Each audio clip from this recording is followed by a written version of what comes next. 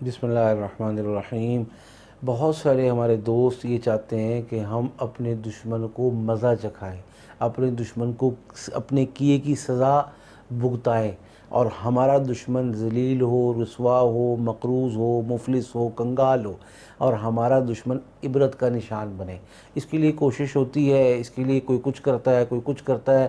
میں آپ کو ایسا عمل، ایسا وظیفہ دینے لگا ہوں جس کی عام اجازت ہے کہ جس کو آپ نے کر لیا اور صرف 15 دن یہ کام کرنا ہے۔ اسلامی مہینے کے آخری جو 15 دن ہے، یعنی اسلامی مہینے کی 14 تاریخ کے بعد 15 تاریخ کی صبح سے آپ نے یہ عمل کیا، انشاءاللہ یہ 15 دن مکمل ہوں گے۔ نئے چاند سے پہلے پہلے آپ کے دشمن میں افلاس کی، غربت کی، قرضے کی، کاروبار کی تباہی کی، ملازمت کے چھوٹ جانے کی، اور گھر میں غربت کے ڈیرے اور بسیرے پیدا ہو جانے کی اور اندھیرے بڑھنے کی کیفیت اور نوید آپ خود اپنی آنکھوں سے دیکھیں گے۔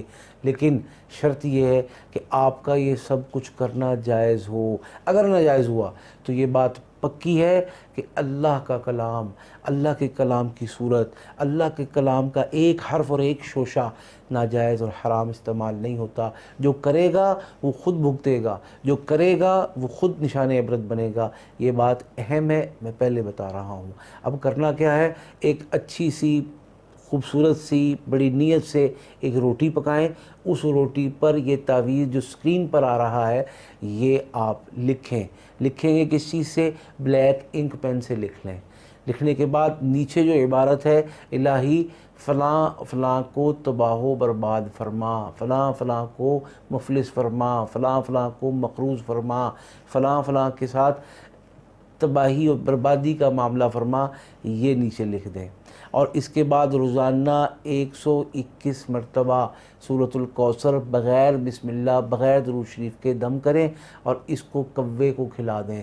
کوا نہیں ہے کہیں اور کوے کی تلاش میں مشکل پیش آ رہی ہے، بس اس کے ٹکڑے ٹکڑے کر کے ڈال دیں، پرندے کھا لیں۔ اور یہ عمل روزانہ کی روٹی کا، روزانہ کا یہ نقش بنانے کا، روزانہ کی عبارت ایک ہی لکھنی ہے، اور اس کے بعد سورہ کوثر کے دم کرنے کا 14 یا 15 دن جاری رکھیں۔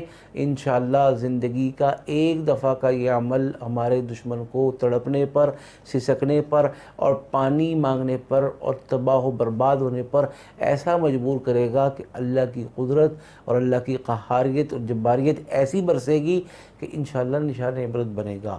وہی بات آخری کہ اس کو ناجائز اور حرام استعمال کرنے والا اپنے نتائج کا خود ذمہ دار ہوگا۔